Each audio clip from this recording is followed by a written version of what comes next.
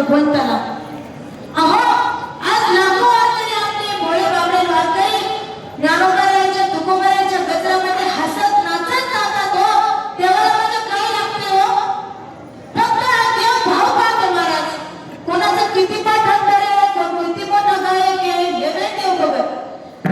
त्यांच्यापेक्षा कोण किती मोठा कीर्तनकार आहे हे नाही बघत माझा देव.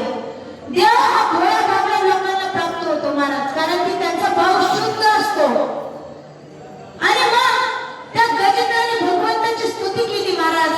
देवा धावरे देवा, तू द्रौपदीला कसा धावून आला, तू अंबरीषीसाठी कसा आला देवा, माझ्यासाठी हिरणे देवा.